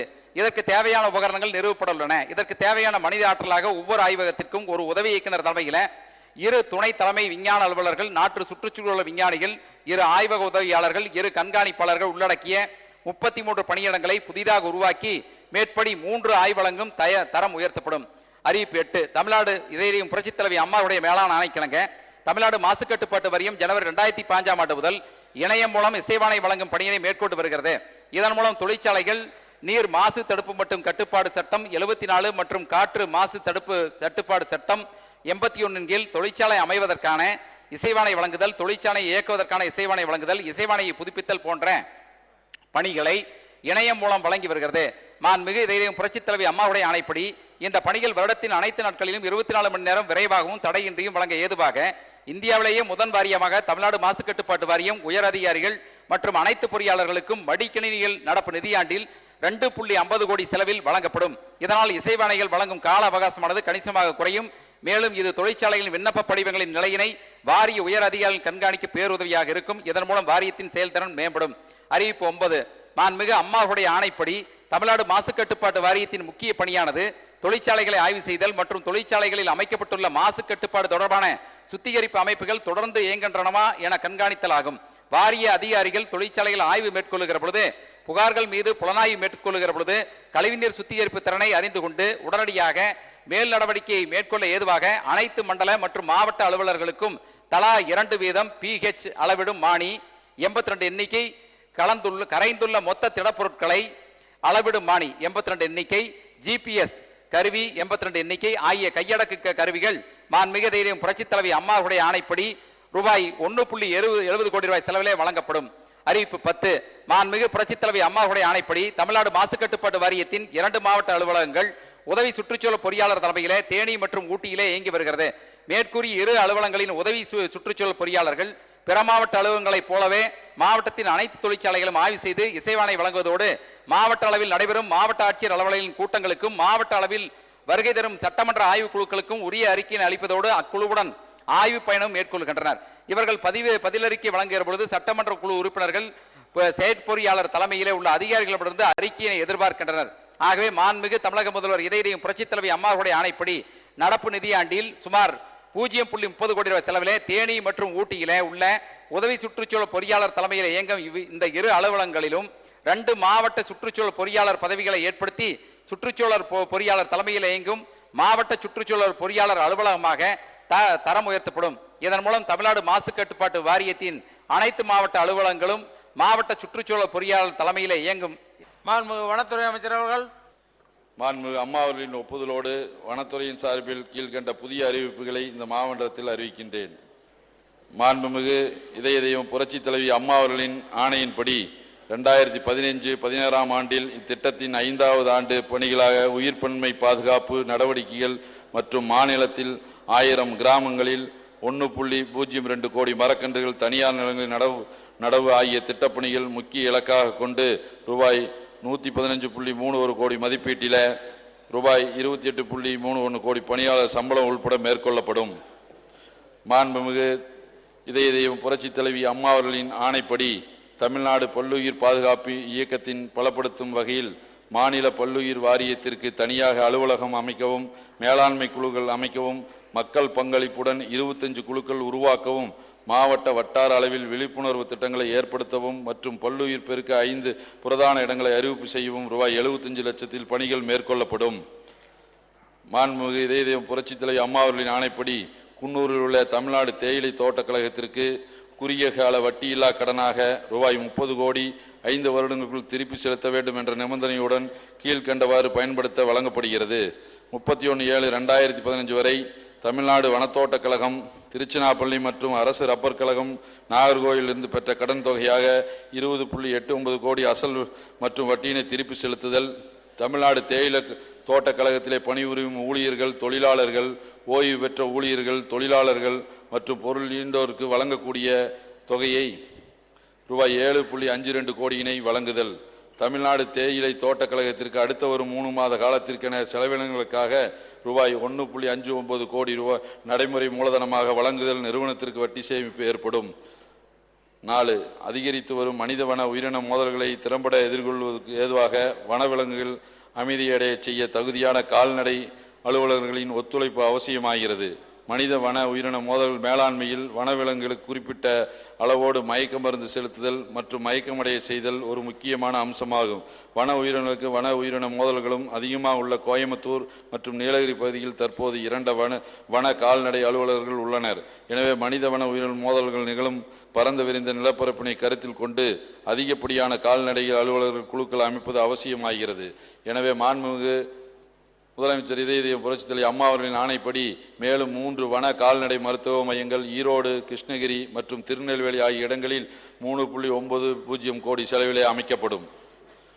மாநில முதுநிலை பட்டியலில் இடம்பெற்றுள்ள 163 சென்டிமீட்டருக்கு குறைவான உயரமுள்ள தோட்ட காவலர்கள் மற்றும் சமூக வன பணியாளர்கள் தமிழ்நாடு வன சார்நிலைப்பணி விதிகளின்படி முறையாக வனக்காவலர் பணியிடங்களில் பணியமர்த்த தகுதியற்றவர்களாகின்றார்கள்.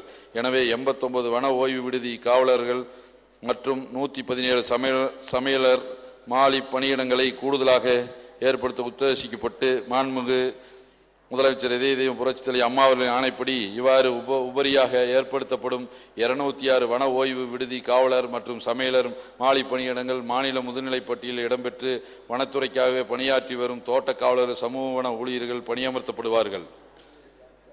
அறிவிப்பு 6. கோயம்புத்தூரில் உள்ள தமிழ்நாடு வன உயர் பயிற்சியகம் தென்னிந்தியாவில் உள்ள பழமை வாய்ந்த வனவியல் கல்வி நிறுவனமாகும். மாண்புமிகு முதலமைச்சர் இதயம் அம்மா அவர்களின் ஆணைப்படி மனித வன உயிரின மோதல்கள் மற்றும் பருவநிலை மாற்றம் போன்ற தலைப்புகளில் உயர்ந்த கல்வி நோக்கத்துடன் தமிழ்நாடு வன உயர் பயிற்சியகத்தில் கூட்டுறவு முறையில் செயல்பட தனி சிறப்பு வாய்ந்த மையம் ஒன்று அமைக்கப்படும்.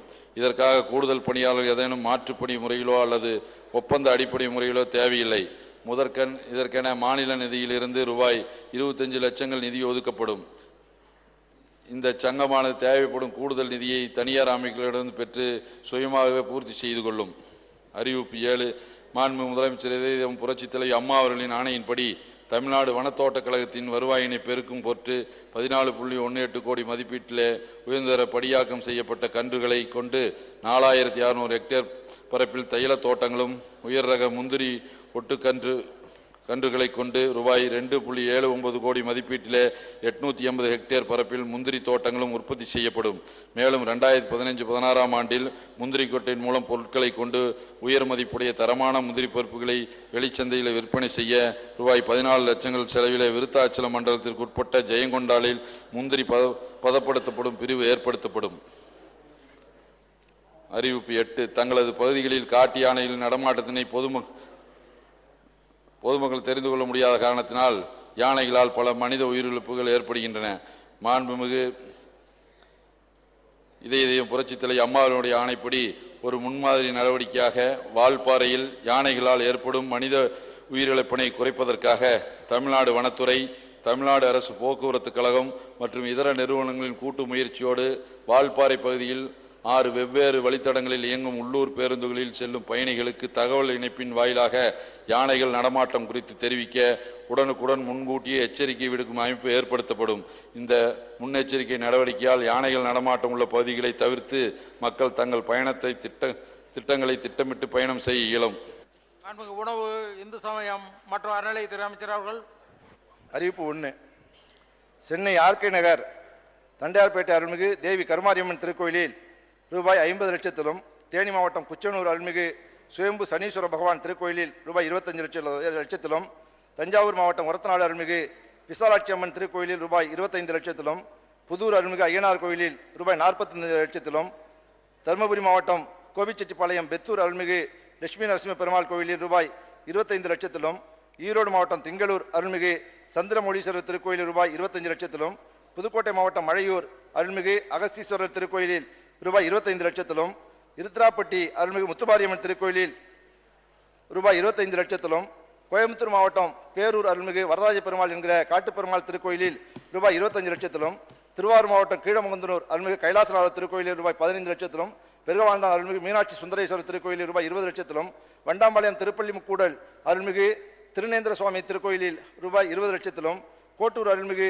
மணியம்பலநாதர் திருக்கோயிலில் ரூபாய் 20 லட்சத்திலும், இளையூர் அருள்மிகு செல்லியம்மன் மற்றும் ஐயனார் வகைரா திருக்கோயில்களில் ரூபாய் 20 லட்சத்திலும், பில்லூர் மாங்குடி கட்டளை மகாலயநாதர் திருக்கோயில் ரூபாய் 20 லட்சத்திலும், நாமக்கல் மாவட்டம் சமயசங்கிலி அருள்மிகு செல்லபாண்டியம்மன் திருக்கோயிலில் ரூபாய் 25 லட்சத்திலும் ஆக 16 திருக்கோயில்களில் ரூபாய் 405 லட்சம் மதிப்பீட்டில் திருக்கோயில் நிதி மற்றும் துறை நிதியிலிருந்து திருக்கோயில் புனரமைப்பு பணிகளை மேற்கொள்ளவும், தேனி மாவட்டம் ஜம்பளிப்புத்தூர் அருள்மிகு கதலி நரசிங்க பெருமாள் திருக்கோயிலில் ரூபாய் 11 லட்சத்திலும் திருத்தேர் பாதுகாப்பு கொட்டகை அமைக்கவும், திருவாரூர் மாவட்டம் திருவாரூர் அருள்மிகு தியாகராஜ சுவாமி திருக்கோயிலில் ரூபாய் 34 லட்சத்தில் திருத்தேர் பாதுகாப்பு கொட்டகை அமைக்கவும், கடலூர் மாவட்டம் குமாரை அருள்மிகு பூமாலையப்பர் சுவாமி திருக்கோயில் ரூபாய் 17.30 லட்சத்தில் திருத்தேர் திருப்பணி செய்திடவும், திருமானிக்குழி அருள்மிகு வாமனபுரீஸ்வரர் திருக்கோயிலில் புதிய தேர் திருத்த ரூபாய் 10 லட்சத்திலும் ஆக 4 திருக்கோயில்களில் ரூபாய் 72.3 லட்சம் மதிப்பீட்டில் மேற்கொள்ள மாண்புமிகு தமிழ்நாடு முதலமைச்சர் புரட்சித் அம்மா அவர்கள் ஆணையிட்டுள்ளார்கள்.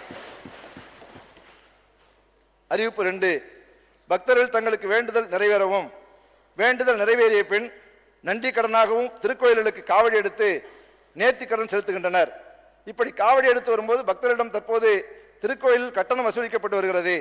இதேபோன்று அம்மன் திருக்கோயிலில் தீச்சட்டி அக்கினிச்சட்டி ஏந்துவோரிடம் கட்டணம் வசூலிக்கப்பட்டு வருகிறது. காவடி எடுத்து நேர்த்திக்கடன் செலுத்துவோருக்கு வசூலிக்கப்படும் கட்டணத்தையும், அம்மனுக்கு தீச்சட்டி அக்கினிச்சட்டி ஏந்தி நேர்த்திக்கடன் செலுத்துவதற்கு வசூலிக்கப்படும் கட்டணத்தையும் ரத்து செய்ய மாண்புமிகு தமிழ்நாடு முதலமைச்சர் புரட்சித் அம்மா அவர்கள் ஆணையிட்டுள்ளார்கள். அறிவிப்பு 3. திருக்கோயில் வழிபாட்டு முறைகள், திருமுறைகள் மற்றும் சிவ ஆகம அதற்குரிய வேதம் ஆகியவை குறித்த பயிற்சிகள் வழங்க சென்னை மயிலாப்பூர் அருள்மிகு கபாலீஸ்வரர் திருக்கோயிலில் சைவ வேத ஆகம பாடசாலையையும், வைணவ வேத ஆகமங்களை பயிற்றுவிக்க பூலோக வைகுண்டம் என்று அழைக்கப்படும் திருச்சி ஸ்ரீரங்கம் அருள்மிகு அரங்கநாத சுவாமி திருக்கோயில் மற்றும் சென்னை திருவல்லிக்கேணி அருள்மிகு பார்த்தசாரதி திருக்கோயில் ஆகிய திருக்கோயில்களில் வைணவ வேத ஆகம பாடசாலைகளை புதிதாக துவக்கவும், இப்பாடசாலையில் பயிலும் மாணவர்களுக்கு உணவு, தங்கும் வசதி மற்றும் உதவித்தொகை வழங்கவும் மாண்புமிகு தமிழ்நாடு முதலமைச்சர் இதை புரட்சித் அம்மா அவர் ஆணையிட்டுள்ளார்கள். அறிவிப்பு 4. சேலம் மாவட்டம் எடப்பாடி அருள்மிகு நஞ்சுண்டேஸ்வரர் திருக்கோயிலில் ரூபாய் 70 லட்சத்திலும், தஞ்சாவூர் மாவட்டம் கரம்பயம் அருள்மிகு முத்துமாரியம்மன் திருக்கோயிலில் ரூபாய் 70 லட்சத்திலும், திருவாரூர் மாவட்டம் வடுவூர் அருள்மிகு கோதண்டராமசாமி திருக்கோயிலில் ரூபாய் 70 லட்சத்திலும், மன்னார்குடி அருள்மிகு ராஜாவளசாமி திருக்கோயில் ரூபாய் 70 லட்சத்திலும், திருத்துறைப்பூண்டி அருள்மிகு பவ அவுதீஸ்வரர் திருக்கோயில் ரூபாய் 30 லட்சத்திலும் ஆக 5 திருக்கோயில்களில் ரூபாய் 310 லட்சம் மதிப்பீட்டில் பிற திருக்கோயில்கள் நிதியிலிருந்து புதிய திருமண மண்டபம் மற்றும் திருமண மண்டப மேம்பாட்டு பணிகள் மேற்கொள்ள மாண்புமிகு தமிழ்நாடு முதலமைச்சர் புரட்சித் அம்மா அவர்கள் ஆணையிட்டுள்ளார்கள். அறிவிப்பு 5. நாகப்பட்டினம் மாவட்டம் திருக்கண்ணங்குடி அருள்மிகு தாமோதர நாராயண பெருமாள் திருக்கோயிலில் ரூபாய் 10 லட்சத்திலும் திருவெண்காடு அருள்மிகு சுவேதரண சுவாமி திருக்கோயிலில் ரூபாய் 10 லட்சத்திலும் திருவாரூர் மாவட்டம் ஸ்ரீவாஞ்சியம் அருள்மிகு வாஞ்சிநாத சுவாமி திருக்கோயிலில் பிரம்ம தீர்த்தம் ரூபாய் 15 லட்சத்திலும் திருப்பாம்பரம் அருள்மிகு சேஷபுரீஸ்வரர் என்கிற பாம்புநாத சுவாமி திருக்கோயிலில் ரூபாய் 20 லட்சத்திலும் வலங்கைமான் அருள்மிகு மாரியம்மன் திருக்கோயில் ரூபாய் 20 லட்சத்திலும் திருக்கொல்லிக்காடு அருள்மிகு அக்னீஸ்வரர் திருக்கோயிலில் ரூபாய் 20 லட்சத்திலும் திருராமேஸ்வரம் அருள்மிகு ராமநாதசுவாமி திருக்கோயில் ரூபாய் 10 லட்சத்திலும் திருத்துறைப்பூண்டி அருள்மிகு ராமர் திருக்கோயில் ராம மடக்குளம் ரூபாய் 10 லட்சத்திலும் காஞ்சிபுரம் மாவட்டம் திருப்பெரும்புதூர் அருள்மிகு ஆதிகேசவ பெருமாள் மற்றும் பாஷ்யக்கார சாமி திருக்கோயில் ரூபாய் 17 லட்சத்திலும் ஆக 9 திருக்கோயில்களில் ரூபாய் 132 லட்சம் மதிப்பீட்டில் திருக்குள திருப்பணிகள் மேற்கொள்ள மாண்புமிகு தமிழ்நாடு முதலமைச்சர் புரட்சித் அம்மா அவர்கள் ஆணையிட்டுள்ளார்கள். அறிவிப்பு 6. திருவள்ளூர் மாவட்டம் திருவாலங்காடு அருள்மிகு வடவாரண்ய சுவாமி திருக்கோயிலில் ரூபாய் 63 லட்சத்திலும் மதுரை மாவட்டம் பேரையூர் சதுரகிரி அருள்மிகு சுந்தர மகாலிங்க சுவாமி திருக்கோயிலில் ரூபாய் 45 லட்சத்திலும் திருவாரூர் மாவட்டம் மன்னார்குடி அருள்மிகு ஆனந்த விநாயகர் திருக்கோயில் ரூபாய் 60 லட்சத்திலும் வலங்கைமான் அருள்மிகு மாரியம்மன் திருக்கோயில் ரூபாய் 60 லட்சத்திலும் ஆக 4 திருக்கோயிலில் ரூபாய் 228 லட்சம் மதிப்பீட்டில் திருக்கோயில் நிதியிலிருந்து புதிய அன்னதான கூடங்கள் கட்ட மாண்புமிகு தமிழ்நாடு முதலமைச்சர் புரட்சித் அம்மா அவர்கள் ஆணையிட்டுள்ளார்கள். நாகப்பட்டினம் மாவட்டம் எட்டுக்குடி அருள்மிகு சுப்பிரமணிய சுவாமி திருக்கோயிலில் ரூபாய் 60 லட்சம் மதிப்பீட்டில் திருக்கோயில் நிதியிலிருந்து அடிப்படை வசதியுடன் கூடிய காவடி மண்டபம் கட்ட மாண்புமிகு தமிழ்நாடு முதலமைச்சர் புரட்சித் அம்மா அவர்கள் ஆணையிட்டுள்ளார்கள். இதர கட்டுமானங்கள். அறிவிப்பு 8.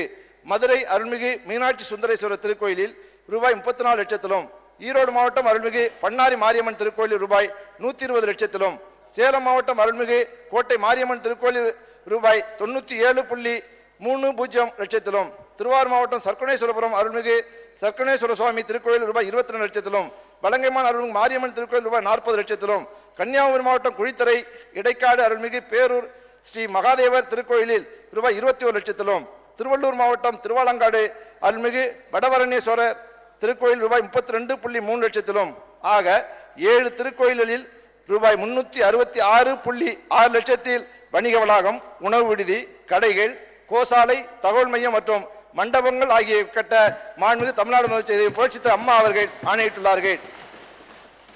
அறிவிப்பு 9.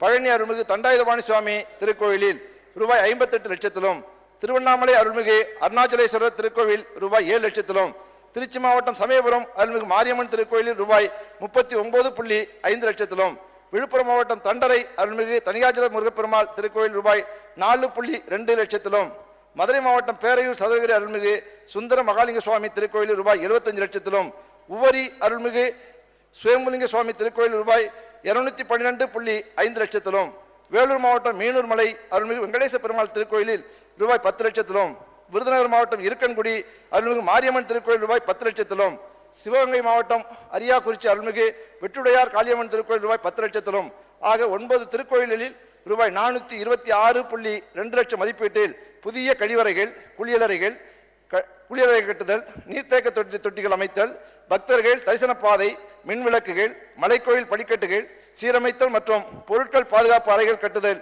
ஆகிய பணிகளை மேற்கொள்ள மாண்புமிகு தமிழ்நாடு முதலமைச்சர் புரட்சித் அம்மா அவர்கள் ஆணையிட்டுள்ளார்கள். அறிவிப்பு 10. திண்டுக்கல் மாவட்டம் பழனி அருள்மிகு தண்டாயுதபாணி சுவாமி திருக்கோயில் அருள்மிகு பழனியாண்டவர் மகளிர் கலைக்கல்லூரி மற்றும் பழனியாண்டவர் பாலிடெக்னிக் கல்லூரி ஆகியவற்றில் ரூபாய் 30.8 லட்சத்திலும் நாகப்பட்டினம் மாவட்டம் கீழ்வலூர் அஞ்சுவட்டத்தம்மன் மகளிர் உயர்நிலைப் பள்ளியில் ரூபாய் 8 லட்சத்திலும் திருவாரூர் மாவட்டம் கோவிலூர் பெரியநாயகம்மன் மகளிர் மேல்நிலைப் பள்ளி ரூபாய் 20 லட்சத்திலும் ஆக 3 பள்ளி கல்லூரிகளுக்கு ரூபாய் 58.8 லட்சம் மதிப்பீட்டில் பள்ளி கல்லூரி மேம்பாட்டு நிதி மற்றும் திருக்கோயில் நிதியிலிருந்து கட்டட சீரமைப்பு, புதிய ஆய்வுக்கூடம் கட்டுதல், புதிய வகுப்பறை மற்றும் மேம்பாட்டு பணிகள் மேற்கொள்ளுதல் ஆகியவற்றை செய்திட மாண்புமிகு தமிழ்நாடு முதலமைச்சர் இதன் புரட்சித் அம்மா அவர்கள் ஆணையிட்டுள்ளார்கள். அறிவிப்பு 11.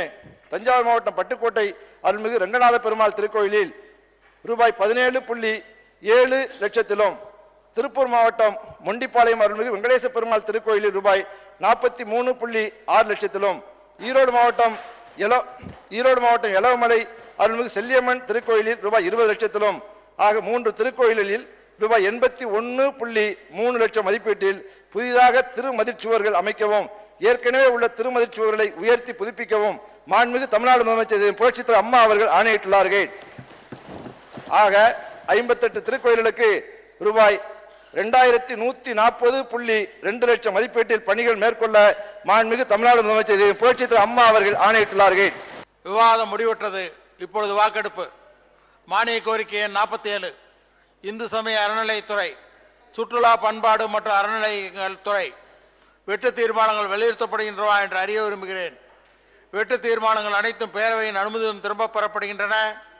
இந்து சமய அறநிலையத்துறை, சுற்றுலா பண்பாடு மற்றும் அறநிலையங்கள் துறை மானிய கோரிக்கை எண் 47 கீழ் வருவாய் கணக்கில் ரூபாய் 75,79,18,000 மற்றும் மூலதன கணக்கில் ரூபாய் 1000 ஆகியவற்றுக்கு மேற்படாத தொகைகள் அரசுக்கு வழங்கப்பெற வேண்டும் என்னும் மாண்புமிகு உணவு, இந்து சமயம் மற்றும் அறநிலையத்துறை அமைச்சர் அவருடைய தீர்மானம் பேரவையின் முடிவுக்கு விடப்படுகிறது.